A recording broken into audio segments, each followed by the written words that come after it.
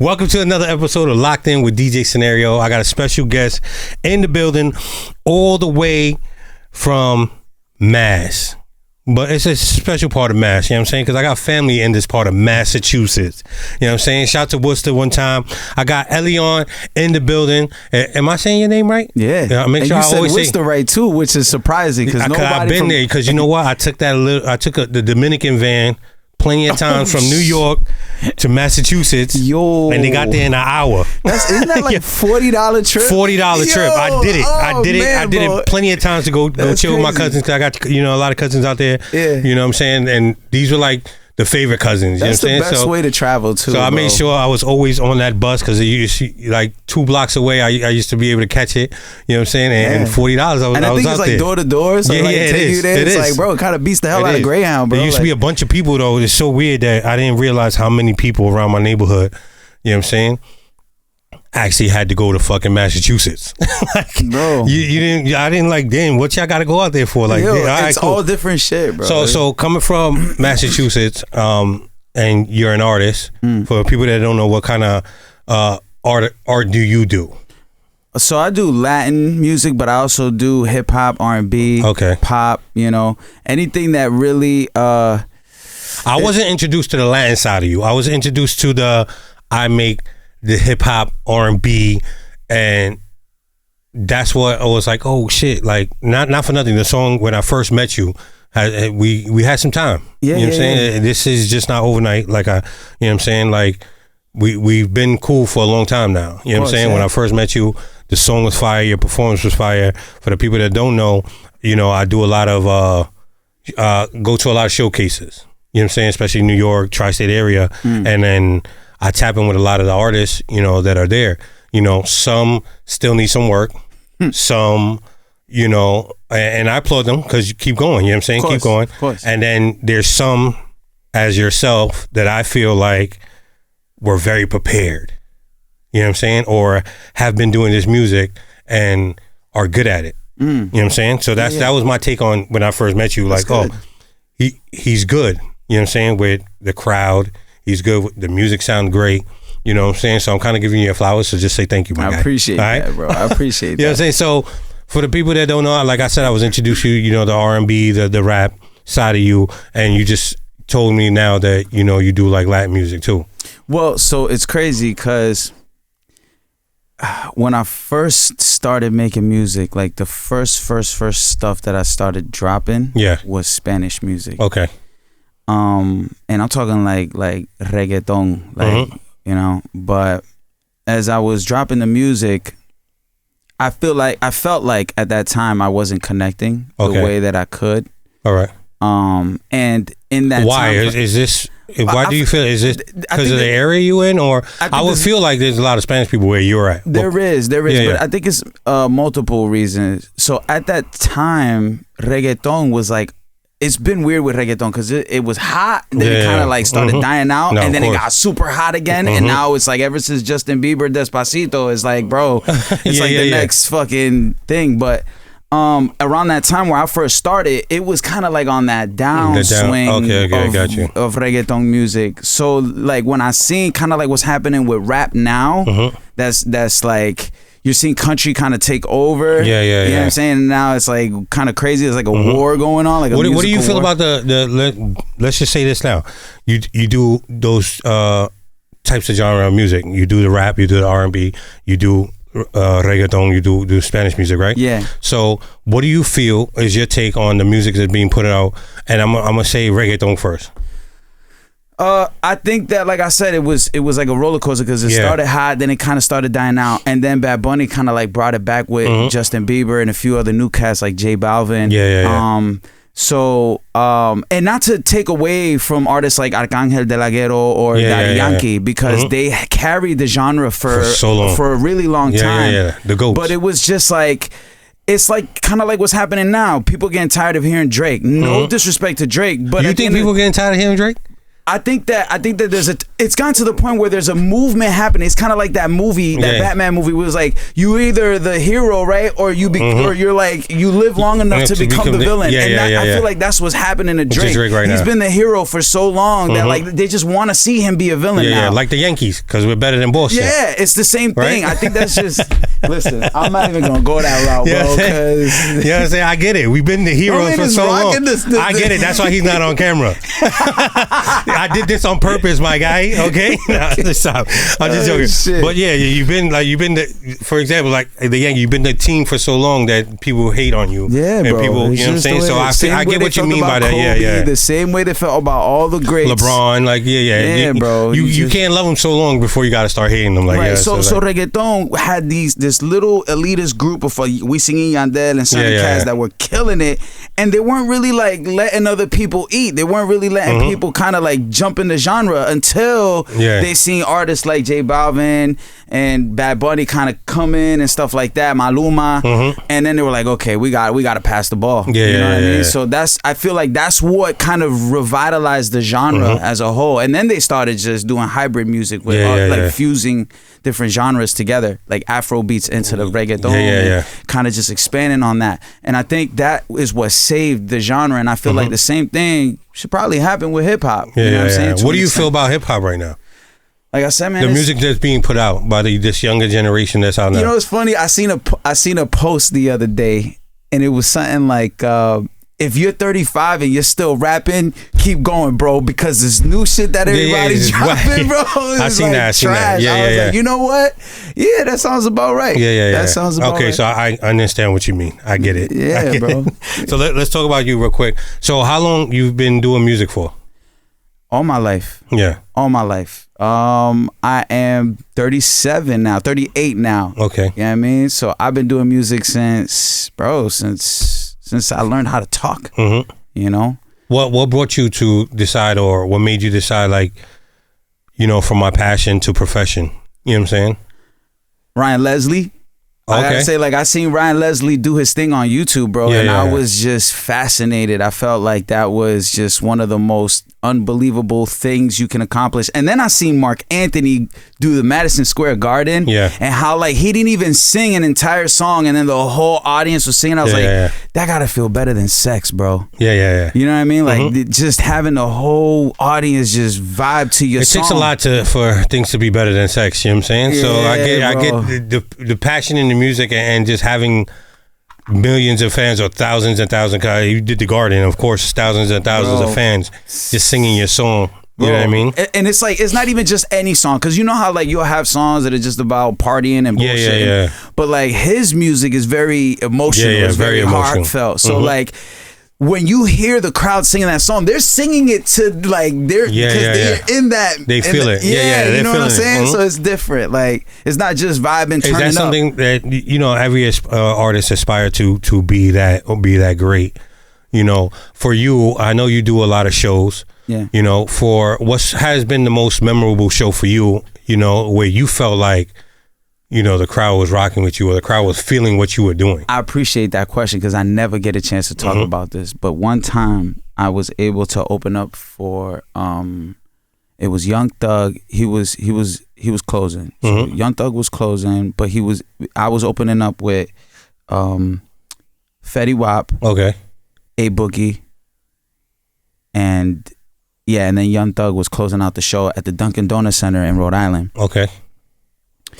And I didn't even get that much time to be on stage, because I'm not, you know what I'm saying? But you got to do what you got to do with the time you got. Exactly. You know so I only had like about 1.5 minutes to 2 minutes of time on that stage. And not for nothing, for that bill, like there was like 4,000 people in that place. And it's a lot of people, don't get me wrong. Yeah, that's a lot of people. But it's not like, you know, it wasn't like filled to capacity, because that place fills with like 80,000 people. So it, like you look, but still 4,000 people. Once they shut off the lights and they turn on the, just imagine 4,000 people with 4,000 cameras.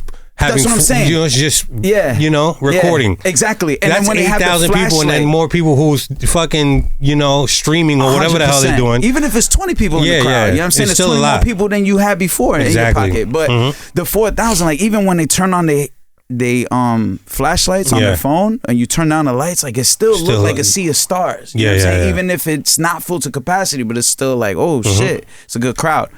And being on the stage, because the lights are on you like that, you can't even see the crowd if they don't have their lights on like that. Okay. So once the lights come on and their lights go off and you're up there, you don't see nothing, but you can hear their reaction to what you're performing. Yeah. So one of the most amazing things to me was when I was singing this song called Never. It's such a catchy hook that repeats, that when the time came around for the hook to come back after the verse, they was already singing the hook in the crowd. I couldn't see them, but I could hear them. Just them chanting the hook, bro.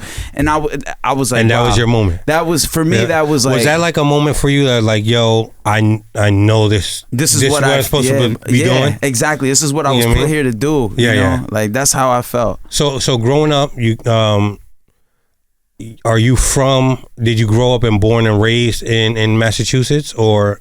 I was born in Queens. Okay. Shout out to Queens. Yeah, shout out to Queens. They tore down the hospital I was born at, St. John's Hospital, right over there by the Queens Center Mall. Yeah. It used to be over there. And I was raised in Brooklyn, and then at a very young age, I moved out to Worcester. Yeah. So it's funny because... Do you still have like family? For the people that don't know, we record in New York. So this is why I'm saying this. Do you still have family here? Yeah, I got family out here. I got cousins, aunts, and uncles. I might be kicking it with my sister later on after this. Okay, and your sister lives out here? She lives in the Bronx. Okay, shout out to the BX too. Yeah, BX, I got family out here, bro. You know. How often do you try to make your way back to New York? Whenever the opportunity arises. I mean, I just recently did a small little tour with Joselito the Puppet. Okay, yeah. And he was out. I seen that on your page. I seen that. So when he comes out, man, we come out, we do a little music and comedy combo thing, and it's just, bro, it's fun. It's a really good Can vibe. people look that up right now? Like, if there's, they'll probably see it on our pages respectively. You know what I mean? Like his page or my page. Okay, so tell people your page real quick so they can look that up. Oh, so that's on my Instagram, really, Elian_Virtuoso. Okay. His is Joselito D Puppet. Okay, good. If y'all don't know who he is, he's the one that's on social media with the. Yeah. So that's his. Got you. You know what I mean? His tagline. All right, so you've been doing music for a while. You know what I'm saying? Born in New York. Yeah. Moved to Worcester, and then you tap into music. You know what's crazy? The first thing I wanted to do was be an NBA basketball player, right? Okay, what cut that short? That's the key word right there that you just used. Short. That was the key word. But do you ball? Like, I'm used to? I beat this guy like twice. That's crazy. 6'2" over there. All right though, but that's a whole different. We'll keep that for another discussion. When he has a chance to defend himself, because I know he's got something to say about it. But for the people that don't know, there's. He's an artist as well. Yeah. And he's off. We're gonna get him back here soon. Yeah. But he's an artist. His name is. This my man Izzo Inoma. Okay. He's an Afrobeats artist. All right. If you know of him already, it's probably because he's been kicking it with Joyner. He's his best friend. Okay, we're gonna stop right there because I know he has his own story. Yeah. All right, but this is about Elian right now. I respect it. I respect it. All right, I just wanted to give a shout out because he's in the segue. I just wanted to give him the shout out because he is here. You know what I'm saying? So, you know what I'm saying? We talked about ball a little bit. He is tall. So we wanted to talk about that a little bit. Both of y'all tall, bro. You taller than him. so you tap into music. Yeah. And you wanted to be an NBA player. And my aunt was like, listen, you're too short. You're never going to make it, bro. And but don't you appreciate, like, thank you, Titi?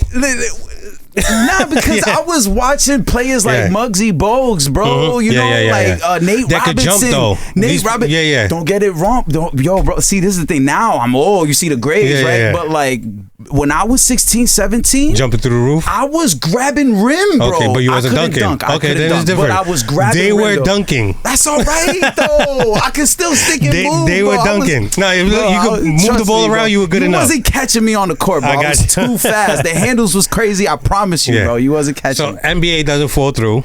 Yeah, you know so I made it to college ball. I did starting, and I played on the similar teams with people that we grew up with. So like my story can be corroborated. I got you. I mean? I understand. I hope so. Check the facts. Yo, for real. Check the car facts.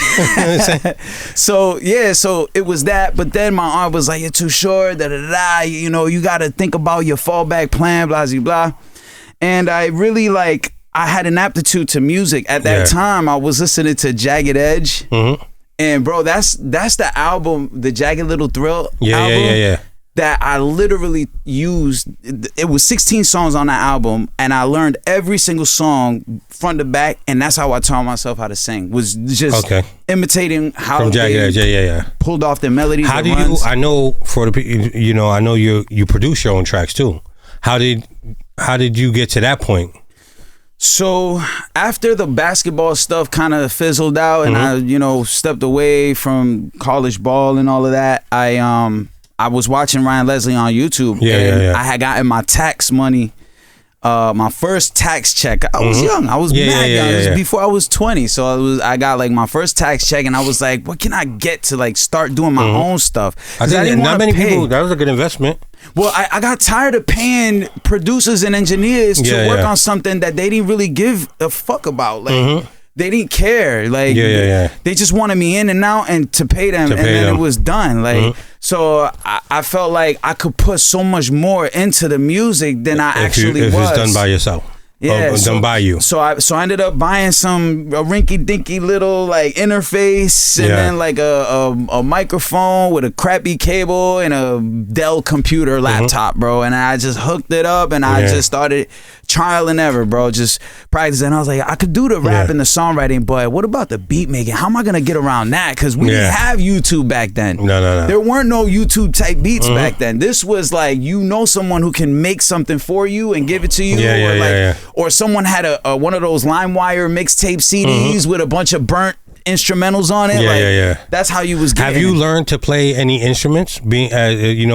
So I taught myself slightly how to play a little bit of the keys and a little bit of the piano, a little bit of the guitar. But that's literally just I could play certain chords, and that's in the studio looping it and then playing it back and then changing the chord. I'm not gonna go on stage and perform with an instrument live. I get it. I would You're not have Slash. the confidence for that. I wouldn't have the confidence for that. You're not Slash. I get it. Yeah, just bro. say it. I'll dance. I'll do the jackhammer. All of that, bro. Yeah. I'll do all the crazy dance while I'm singing and shit. But bro. That's so how you feel like that has made you or helped you in your career and to this point, learning instrumentation, learning this and everything by yourself and it definitely it gives me longevity. It allows me to continue to make music throughout whatever happens. You know what I'm saying, in the game, because I have my own factory. You know what I'm saying.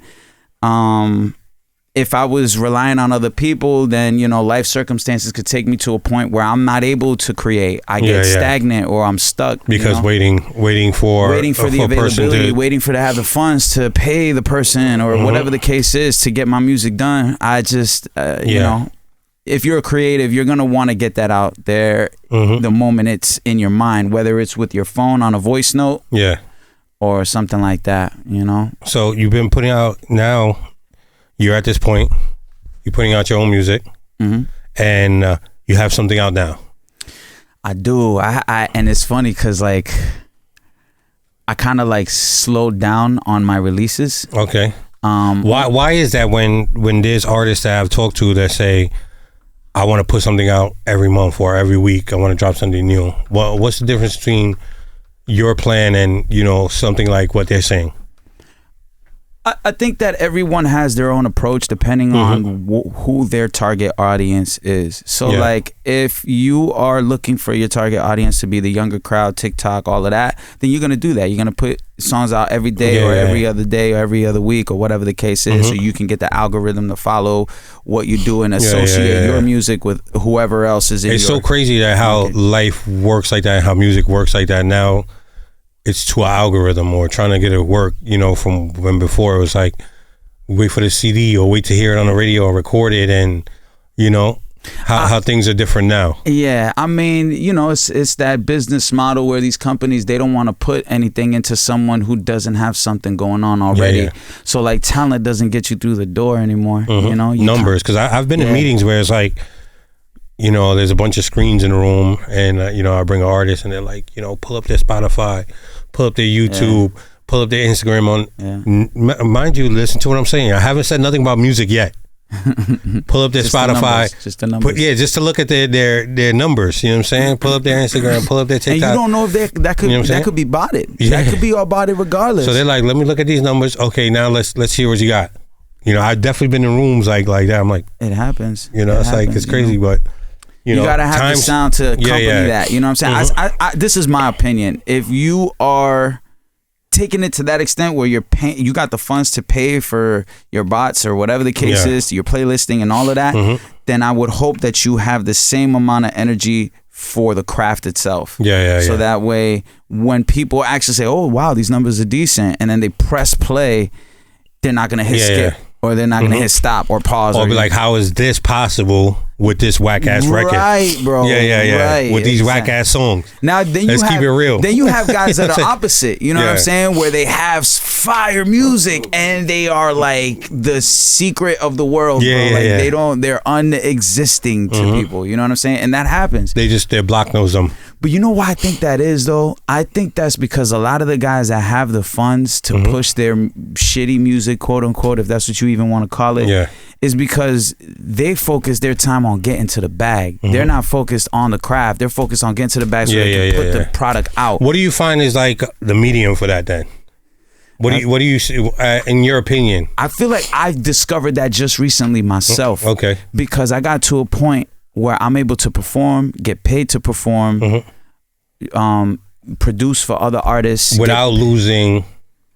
So it's like I'm constantly in the field working on the craft and getting paid at the same time while doing it. That's how you kind of find that middle ground. You know what I mean? But that's not there for everybody. Not everybody's gonna be able to pull something off. Not everybody produces their own or raps their own too. That's it. Right. That's why when that question was so important, and you answered it very well when you said the longevity is like, you know, I get to keep doing this because I'm able to do this for myself. I don't have to depend on nobody to do it for me. 100%. You know what I mean? So you have a new song out. I do. I have a few that are out now, but I got some other stuff that I'm dropping soon. All right, so talk to me about the songs that's out now, and then talk to me about what's dropping soon, the project that's dropping soon, or what's dropping soon. So I have Chop It Up featuring Fred the Godson that I released not too long ago. You know, Fred the Godson, rest in peace. That was my bro. Grew up in the same hood, neighborhood, and all that. Amen. Family knew each other and all that. So such a good dude. Shout out to Fred. I really like this song. I told you that. Yeah. You know what I'm saying? I really like this song. You know, have pushed it, have played it. You know what I'm saying? I support that shit. I appreciate it, bro. So you have that song out. And, right now, So for what's coming, which we're strategizing how we're gonna do this because I don't want to step on people's toes. Because when I first came here, I came with my lady, right? And it was just like, is she still your lady? Yeah. Okay. We still, bro. She's checking the temperature. She's there, like, bro. What's going on? She ain't going nowhere, bro. She ain't going nowhere. She gonna stay right there. But so the first time I came, I didn't really have a team like that I was kind of working with like extensively. Things are a little bit different now. So things are kind of moving in a particular direction. So I got to make sure that when I release my stuff, it's in line with everyone else that I'm working with. Is this part of like you being signed to a label or something, or no, I'm not. I started my own label. Okay. But at that level, when you have your label and then you are associated with other people who also run their own labels and all of it can get hairy. Well, the business side for sure can get hairy. You know what I'm saying? Like, let's make sure everything. Yeah, so I don't want to step on anybody's toes, and I expect nobody to step on mine when it's my time. You know what I'm saying? Okay. So that's how, you know. All right, so is there LP? So tell me, is there LP album dropping? Bro, are we working on that? I would say there's like a good 9 to 10 songs that are ready to go, bro. Okay. Like for an album. Are we doing the 4 more songs to make it an album, or? So let me ask you this. Let me ask how many albums have you ever put out? I put out 2 albums. How many EPs one you had? I released and then I withdrew it from the. Was it trash? Or do you feel like it wasn't your best work? But I'm my own worst critic. I'll say that my stuff is trash, and then other people be like, "Oh my God, what are you talking about?" So why do you feel like you took it down then? And because it was that Spanish one that like I felt didn't gain no traction on the downswing of reggaeton. But you see what's happening. You see what's happening. What I say is like reggaeton. People are searching reggaeton now. Yes. You know what I'm saying? So if that's still up, and then you just put out this song that's old to you, that's new to somebody else. It's true. People then will go look for that album or what you put out. The thing is, when you talk about music, like I don't know if you could tell, but like you hear like let's say you hear like all right, what Latin artists do you know? Like that every Latin artist. I'm Latin. I'm Puerto Rican, bro. All right, so you know. All right, my bad, bro, my bad. So all right. So let's say an artist like Arcángel, right? You hear a record from him recorded either between this year and last year. You hear a certain caliber in the mix. I hear a difference from when he first came out to even in the middle to now. Let's not even talk about cadence. Let's not talk about songwriting. Let's just talk about sound quality. Like let's talk about the mix. You know, and all of that. It's way better now. That's subjective. Some people will be like, oh, it's over compressed. There's no dynamics. Blah blah blah. Depending on who you're talking to, right? So. Nowadays, you get this particular sound that is become the norm, and everyone is kind of used to it, and they like it, and that's what they're accustomed to. But then you hear stuff from 2000 to 2010 that doesn't sound bad. It's not like it's a bad mix. They were also done professionally, but the dynamics and the EQ and the mix was different than it is in today's music. So it will turn an ear. Like subconsciously, you could tell like there's a dated type of sound to it. You know what I mean? So I was listening to it on the way up here actually, and I was like, you know what, bro? There's certain songs that I would revisit and redo. Do you? Yeah, that's what I'm saying. As a producer, why don't you? Yeah, that's what I'm saying. I was studying that on the way here, and I was like, I might do that. to a new sound, like 100%. Update it, 100%. And that's the beauty again of being able to do the song by yourself. Your own stuff. Now here's the other thing though, like you got to be careful because everything has to be taken into moderation. So like you can easily get into this endless loop of trying to perfect a song and then keep doing it and doing it and doing it and never drop it. Then just until the song. You might actually destroy it after. You know what I'm saying? And then the sound was hot at the time. And then by the time you're ready to drop it, like that whole era, that whole vibe is over and done with. So it's like, don't get too caught up in love with your song, like, you know what I'm saying? Like, take the song, make sure it sounds decent, and just push it out there. Is that the formula you have for this album that's coming? Yeah, I would say that's my approach. Because there's an album coming. What's the name of the album? I don't want to call it an album yet, bro. It's a tape. Yeah, it's a body of work in the works right now. I don't know if I want to do an EP or an album just yet, only because when I think of an album, I think of not just a collection of songs.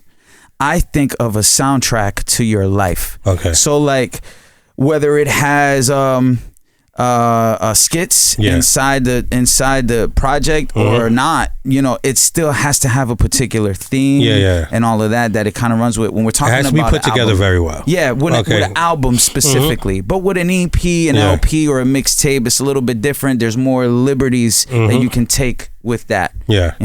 You can kind of just show off. You're gonna put out singles for now then. Different. That's what I'm expecting from Elian. I don't know, bro. I don't want to say too much, bro. All I know is that I got 10 songs. Because there's other people that's in line too. Yeah, bro. And they all got their own 9 songs that they want to do and whatever. So it's like, I got you. But there's stuff coming. There's some cool shit coming. So tell the people again where they can find you. All right, so I'm on Instagram, Elian_Virtuoso. I also got my own website. That's elionv.com. It's ELION. the letter V.com. On the website, you could find the beat store. I have beats, artists. Oh, that's what I wanted to bring up too, because I am working when I say I didn't want to step on toes, it's not just as an artist. It's also as a producer, because I'm also making the beats. I'm also making the tracks for my project, but I'm also involved in other people's projects too. So I want to make sure that everyone understands whose song is whose and what song is what and what is where. Do you ever get that like that to that point where you're making something that you made for yourself and now you have to remake something for another artist and it kind of sounds similar to yours? Listen, how about this one? How about when you fall in love with a record that you produced and you wrote, and then another artist who's like on right now was like, I want that song, and then you're like, oh, I wanted that song. Like, but then you got to think about it like, I want that check. So you let me go get this check. Bro. Take it. I love it. I'll write it. Go ahead. I understand. Then a couple years you make something else. You know what I'm saying? Exactly. But I need that check. You know what I'm saying? If you got it like that, where you can come up with those ideas and you're confident in yourself to that extent, then bro, let it go. Don't marry yourself to one song. But if you feel like Designer, no pun intended, where like all you could do is like that one record. And you might want to hold on to it, bro. I got you know what I mean? That might be your Mariah Carey Christmas song or something. I don't know, bro. Oh man, Mariah Carey's killing it. Yeah, bro. She's got forever money, bro, with that one. I try to make a holiday record, and I'm trying to turn it into the next. I'm trying to topple her song for the. You know, you need to make a birthday song, because you know. Oh, that's not a bad idea. I'm saying that because you know people every day is somebody's birthday. That's true. And you always on Instagram and you type in. You post a picture of your friend, you post a picture of somebody else or whatever it is, your lover, your wife, your husband, and you want to put a birthday song for them, say happy birthday. Everybody uses the Drake song that's out right now. That's true. You know, or the kids version where they use the kids song, you know, kids birthday song.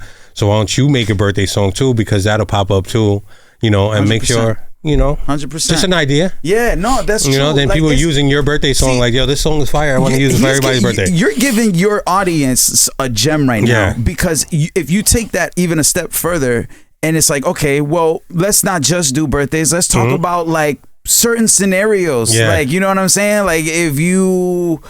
let's say you get catfished by a girl on Instagram and her filters is fire on Instagram, and make then a filter song, and then you go and then you go on your first date and she's like, whoa, Shrek or whatever, you know what I'm saying? So it's like you can make a song based off of that experience, and then now that becomes like the meme of the moment, and now everybody's sending it to each other because they're all going through shit like that. So it's because everybody's going. Everybody has a birthday. Everybody's getting married. Everybody's, you know, something. Your baby's being born. So, you know, just something to think about. Yeah. You know, like so that. talk to me about the single. All right. So the single that I got two in mind that is next that I'm really considering, and it's between one and two. One is an Afrobeats record that's got my mans over here featured on it. And then I got this other one that's an all Spanish song. Okay. But it's like Raul Alejandro style, pop Latin record type. Very vibey, and I think it's one of those records that you listen to it the first time and it doesn't hit you that moment, but like as you kind of listen to it a little bit more and more, it starts growing on you, and then you're like, oh shit, this is actually a banger. That's how I feel about that one. I feel like those ones have that replay value. You know what I'm saying? That like with time, it will withstand that test. You know?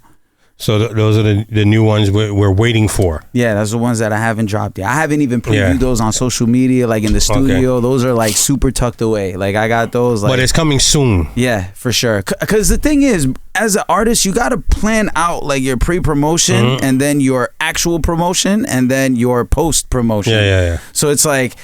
The rollout has to be, it has to be right. Bro, you got to get people... Okay, so if the record's coming out, let's say in a month, and from here into the next week, you got to already start tapping the shoulders of playlisters, curators, and influencers to let them know, okay, hey, 4 weeks from today, this song is dropping. And not just them, but also like curators of the editorials and stuff like that. So you got to reach out to them all in advance, let them have the record, give them the metadata for it, so that way they know what it is. There's a lot of people that don't know all this has to be done or all this should be done. Yeah, so you know what people do is that they tend to just drop a song tomorrow and then hope that it blows up. But there's so much work that you have to do before you even drop the song. You got to tell people, hey, bro, watch out for this date, because this date is when the song is going to drop.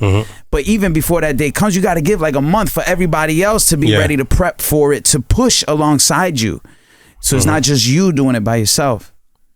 Yeah, and that's some gems for people to know. Yeah, bro. You know what I'm saying? So that's why I love coming here, bro, because we chop it up. We talk. We get into the nitty gritty with this type of shit, bro, and I like that. So, and then that week before, make sure you tap in 1,000,000 times, hitting your DJs up, letting them know. Facts. You know what I'm saying? Because the DJs run shit. 100%. 100%. Nah, I know you know that. You rock with mad DJs and you rock with us, and I appreciate. Mainly you though. You're the main DJ. I got you. I appreciate that. You know what I'm saying? So tell them where they can find you at. All right. So again, my website, elionv.com. Instagram, Elion_virtuoso. On Facebook, you can find me on Elion Virtuoso. Also TikTok, same thing, Elion_virtuoso. You'll see me up there performing on stage and doing all kinds of monerías. That's how we say in Spanish. It's just jumping around, doing dances while I'm performing, all kinds of funny stuff. Any shows coming up? Yeah, you can check out all the shows on the website, elionv.com.